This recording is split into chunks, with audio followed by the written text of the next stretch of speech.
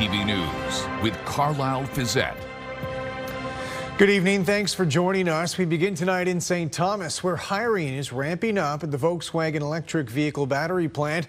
Officials behind the project say it's full steam ahead for the largest automotive facility built in this country in decades. Sean Irvin reports. For the first time, we're hearing directly from Volkswagen about the number of jobs it will create when it opens its massive Powerco battery plant in St. Thomas. So I think the answer at the moment is thousands of jobs. When announced in 2023, Powerco was predicted to employ 3,000 people and create thousands of spin-off jobs. With initial site infrastructure nearing completion, the groundbreaking for Phase 1 is only weeks away.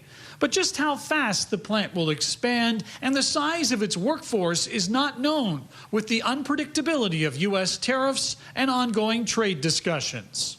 We are monitoring the trade topic very closely, but for the next couple of years, our message is full steam ahead, because that's what we really want to achieve, is start production here in St. Thomas. To meet its goal, Powerco has begun a marketing campaign to attract specialized talent, including chemists and IT professionals. In the coming weeks, the company will launch a new jobs website for frontline workers. Initial hires will be trained at a purpose-built local training facility. So the big wave would start next year, and then you would see that growing into the years to come. A large skilled workforce was a major reason southwestern Ontario was selected for the massive Powerco facility. Important is that we get the right workforce here.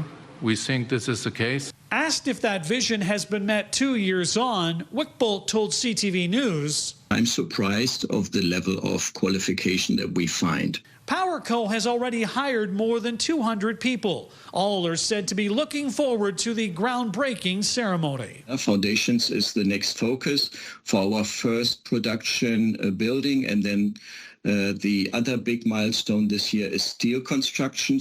Once the initial phase is complete, production will begin.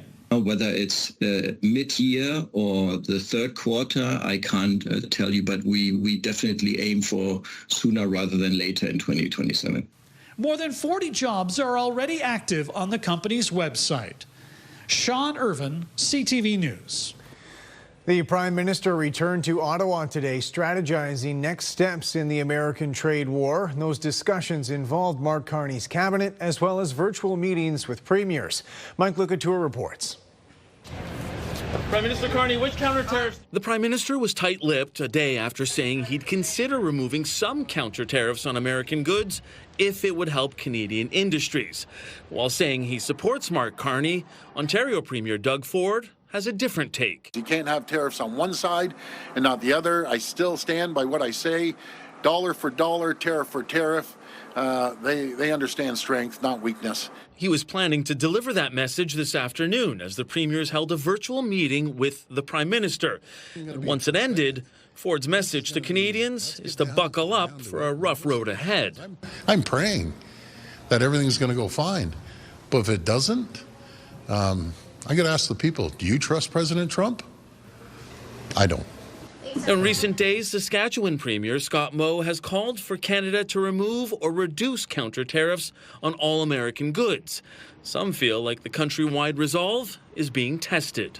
As this has dragged on with no obvious resolution in sight, some of that determination is flagging a bit. In an interview with CTV News on Tuesday, the U.S. ambassador to Canada cautioned that trade talks could be slow over the next weeks as U.S. President Donald Trump focuses on a deal with China. And that's why some trade experts believe Canada should refrain from retaliating. I do think we have to hold something like a retaliation as a threat in case Trump does decide to hit us with something else. And one example of that unpredictability, President Trump announced an additional 25% tariffs on goods from India because that country is importing Russian oil. India's tariff rate could rise to 50%. Mike Lucatour, CTV News, Ottawa. London Hydro may soon expand. Officials with the local utility say they're exploring new revenue ventures, proposing a new company altogether to do so. With more on how that would work, here's Lauren Stallone. London Hydro officials are proposing a new entity to pursue other non-regulated business opportunities. We're excited to be going in front of City Council on the 14th of August to SPPC to talk about the opportunity to create an affiliate company that would run alongside with London Hydro. Officials say this potential affiliate would explore new areas in technology. They might be locates, they can do generation activities, or they can do transmission. If approved, it would compete in the retail energy market, offering services not available under the regulated framework. We've seen great examples across the province of people using these affiliates to really drive economic development in their region. According to company officials, this would improve customer experience and potentially lower costs. It's something Mayor Josh Morgan says he's open to. It's structured in a way that protects the city's ownership over the current London Hydro assets and the new entity. It allows for the flexibility to make the kinds of investments that other municipalities are already making. He says the biggest risk is missing an opportunity. If we don't actually consider this, we're going to fall behind what others are doing, and we're going to miss out on potential revenues that are out there that we could be generating. Morgan says if council approves, there will be a number of steps needed to take place before things progress. The first step is really talking to council, which is the shareholder of London Hydro, and decide whether this is something that we want to do. Lauren Stallone, CTV News. Officials with the Middlesex London Health Unit say the local Legionella outbreak is over. They had reported 70 cases dating back to July 8th. Nearly all of those patients required hospitalization and 3 of them died. At this point, the outbreak source has not yet been confirmed. Provincial police say they've shut down a cannabis dispensary in London operating without a license. Police say they seized nearly $50,000 worth of goods from a store called Natural Unity, raiding the property at the end of July. They say a 22-year-old man from London faces charges. Community pushback in Lambton County against a proposed supportive housing project, the first of its kind in the area. As Brian Bicknell reports, before any approval has even taken place, would-be neighbors are clear they don't want it. The message couldn't be more clear. The very property Indwell Community Homes hopes to build a supportive housing project is surrounded by signage saying no Indwell. On nearby streets, the same signs can be seen on front yards. Neighbors say they've already experienced enough trouble from a nearby shelter. And they're coming around and they're all drugged up and everything. We kick them out of the corner of the parking lot over here. I'm security there, walking by. They're stealing all around here. I don't know if it's booze, drugs, whatever. They have addictions, mental issues, and we just don't need any more here. Lambton County has provided this George Street property for the county's first supportive housing project.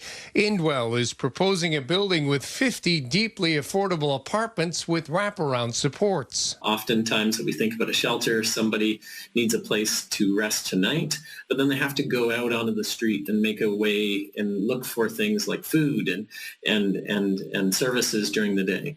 Very different. What we're talking about is affordable housing, and with supports on site to help people to connect to services in the community. There's no price for human dignity. There's no price for a human anywhere to have to live on. I lived on the streets. I noticed like I didn't have this kind of help.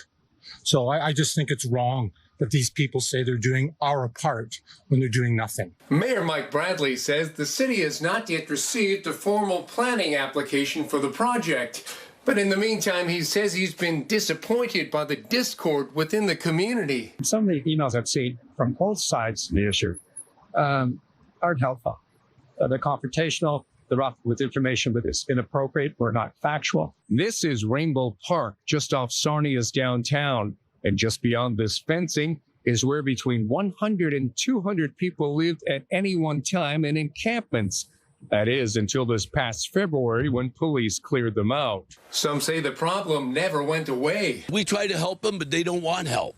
They just want to do what they want to do. Sarnia City Council is holding a special meeting on the Indwell proposal on Monday. In Sarnia, Brian Bicknell, CTV News. Officials in Wheatley say the library will reopen this week, more than a month after it closed for a gas leak investigation. Local authorities say an old water well believed to be the source of the gas concern has been successfully plugged. Normal library hours will resume on Saturday. Officials say it was closed as a precaution and at no point was any gas detected inside. Premier Doug Ford provided new details today on the proposed 401 tunnel project, which still has no feasibility study or official cost estimate. According to the Premier, the 50-kilometer tunnel will get built and would be the largest tunnel in the world. Some analysts have pegged the cost to build it at $100 billion. Doug Ford claims it would clear gridlock on the 401, especially around the Toronto area. Tunnel, 3 levels, and it's going to serve the people for decades to come. You know, I'll be pushing up tulips by the time everyone's riding this full steam. So it's a vision, and it works, and it's going to help our economy. The provincial government has reportedly come to an agreement with the Ontario Medical Association on a new fee schedule. However, it's not official yet. Pauline Chan has more on these still contentious issues. We've been working on the deal for more than a year with the government to really ensure that every Ontarian has a family doctor. OMA CEO Kimberly Moran says agreement has been reached on some key issues, particularly the heavy administrative workload carried by comprehensive family care practitioners. It's grown dramatically in the last number of years, and that it wasn't compensated for properly. And so to understand what clinical administration is, it could be, for example, that a family doctor needs to refer you for knee surgery. But they want to make sure that they want to refer you to a surgeon that specializes in the problem that you have. Under the new agreement called FHO Plus, doctors would be able to bill for tasks such as doing patients' charts, time spent reviewing test results, and filling out various forms. But will more money for doctors mean more doctors for the 2 million Ontario residents currently without primary care? Moran says of the 15,000 Ontario physicians trained in family medicine, only 9,000 currently work full-time in their specialty. The rest work in areas like emergency medicine. The government is working on a number of initiatives that will help retain and attract family doctors. Today, Health Minister Sylvia Jones refused to reveal any more details about the deal with the OMA. What I will tell you is that we have seen some very positive movement in terms of working with the OMA and other partners to make sure that as we expand our primary care opportunities, the physicians are well respected and get appropriate compensation for that. There's just a couple of remaining items that the arbitration board is going to decide on, and we're expecting to hear back from them in the fall. Moran hopes the new deal will encourage more student doctors to choose family practice as their specialty. Pauline Chan, CTV News. A major piece of London's medical and cultural history has found a new home. Officials with the London Health Sciences Centre have announced an archival donation to Western University. Rita Ismail has more on the significance of what will be preserved.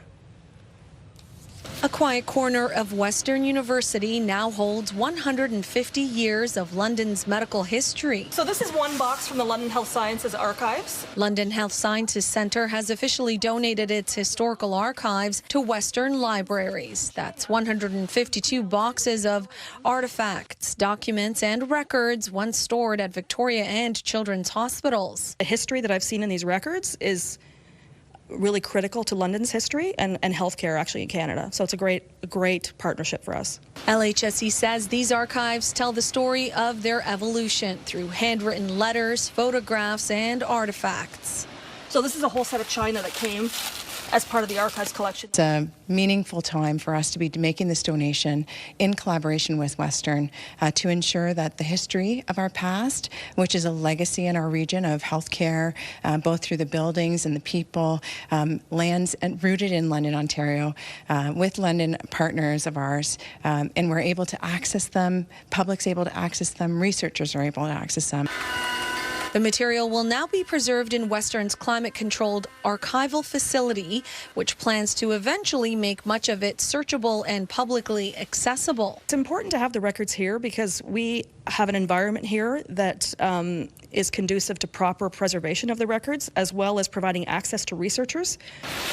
We have a diploma from the London General Hospital Training School for Nurses. Archivists are now busy sorting and cataloging, with future plans that include digitizing parts of the collection. This partnership not only preserves LHSC's past, but also opens doors to future discovery. Rita Ismail, CTV News. Jamaican vibes are taking over the Covent Garden Market this weekend. With more on the annual Jerk Festival, here's Nick Paparella. I know this little girl, her name is Maxine. Her beauty's like a bunch of roses. Jerk chicken and Jamaican patties combined with reggae music and craft vendors will all fuse together for the 3rd annual Jerk Festival London happening at the Covent Garden Market this weekend. It's all part of bringing a little bit of Jamaica to the Forest City. That's the whole vibe, the whole environment. That's that piece of Jamaica that you can have with you while in London. You know, it's like bringing Jamaica here. So the food and that's the culture and the whole experience. The music is a big part of the 2-day event. We have London's top reggae DJs. We got London top reggae artists and the headliners. We have international DJs coming in. And on Sunday, one of my favorite DJs, DJ White Boy out of Toronto, who's one of the top DJs in Toronto. He'll be headlining on Sunday. And we have performances too, so should be a great time. Jerk Festival London has free admission and things get underway Saturday afternoon. Well, yeah, as you know, Jamaica has a very, like its culture is all over the world. It's a very prominent culture, so just bringing it here and sharing it with the community is a pleasure. So the food, that's the people, and that's the vibe. And the vibe is a great vibe, so that's what we're trying to bring to the community. Nick Paparella, CTV News. Still to come, called up to the Little Leagues, a local umpire taking charge in one of the most celebrated youth tournaments in the world.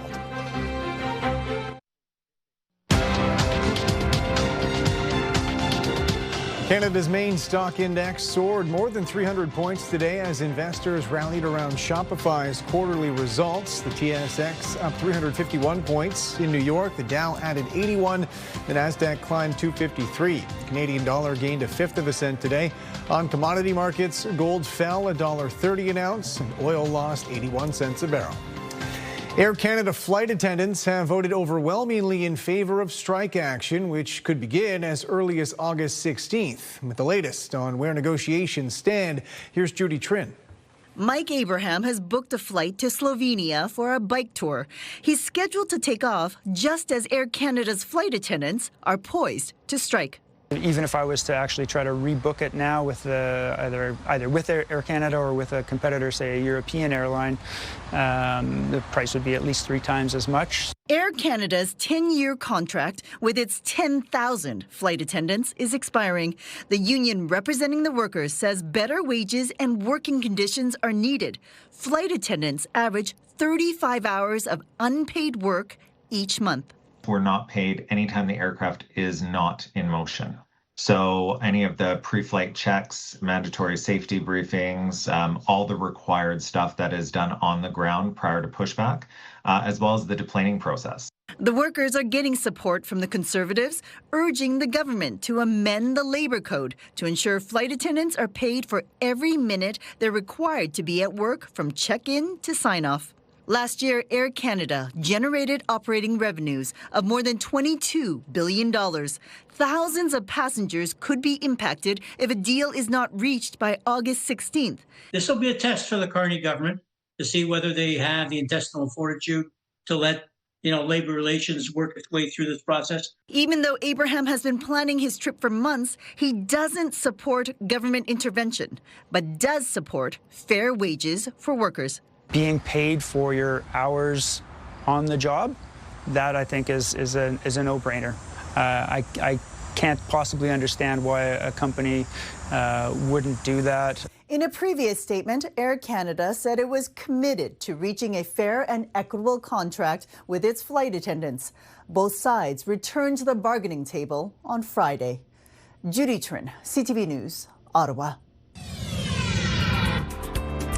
Hello, I'm meteorologist Gary Archibald for CTV News. We are in the midst of some daytime heating, that dynamic triggering some showers and thunderstorms near the lower Great Lakes. We saw it today near Lake St. Clair and Lake Erie, but most of it stayed stateside. The good news is we'll be warm and for the most part comfortable over the next couple of days. We'll get into some more sunshine. Still have to watch out for late afternoon, early evening thunder shower activity. I'll break down what you need to know on all fronts next on CTV News. Welcome back. Gary Archibald with me tonight. And Gary, plenty of sunshine today in the London area as some of the worst of the haze has lifted a bit here. A little bit because of some winds, and the change in that wind profile has helped to clear the air, so to speak. You're right about that, Carlyle. Today, a warm day, sunshine across much of southern Ontario, a bit hazy. And again, the weather situation in terms of the air quality is going to fluctuate. We're going to see the AQHI, the Air Quality Health Index, be somewhere in that moderate or moderate risk range over the next few days. We hope the winds pick up.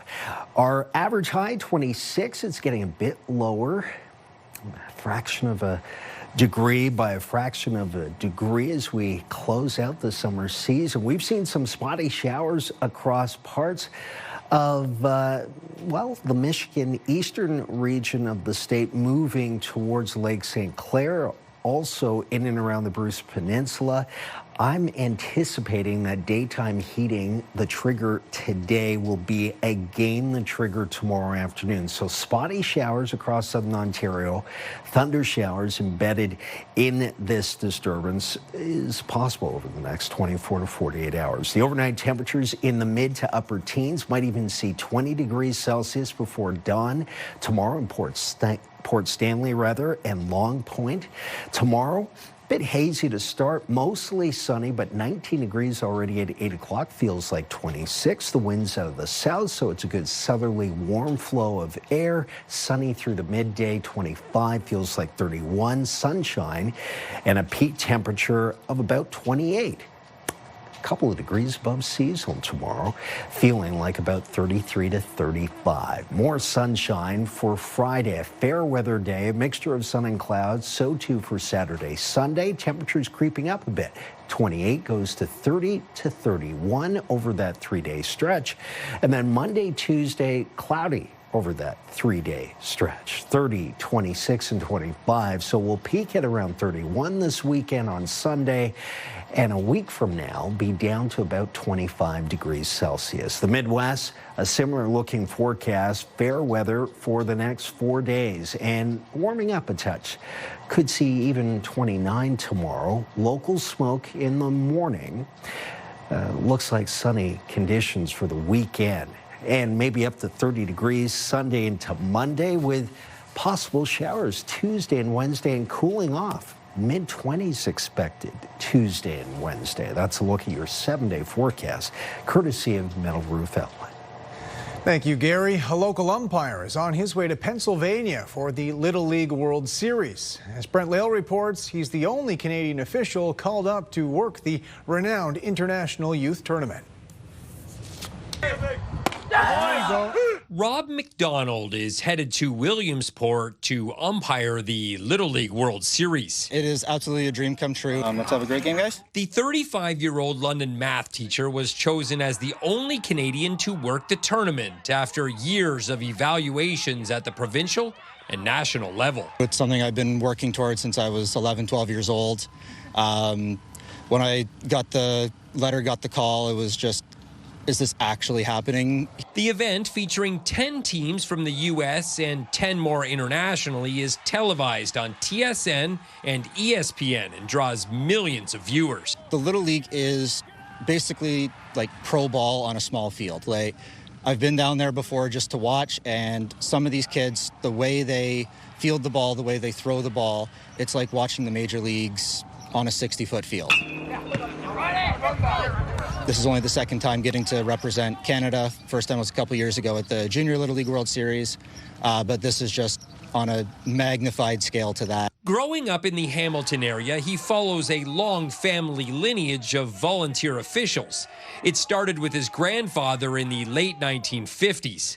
His colleague recognizes his talent. He's good on both plate and bases, and he's in the right position at the right time and makes the calls correctly. A dedicated umpire and has a very good passion for the game. He'll have his mom, dad, brothers, and other family members joining him in Williamsport, which is years in the making. It's finally going to happen. I'm going to get to go. Brent Lale, CTV News.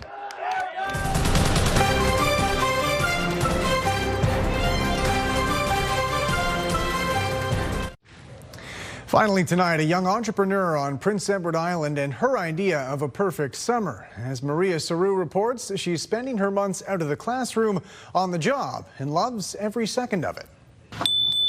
When customers ring the bell at Scooper's Dairy Bar, the pint-sized entrepreneur behind the counter Hi, how can I help you? is sometimes a surprise. They think that I'm way older. Roya Cooper, just 11 years old, runs the shop. Some cash she had saved up helped start it. A small business loan covered the rest. I thought ice cream was really cool.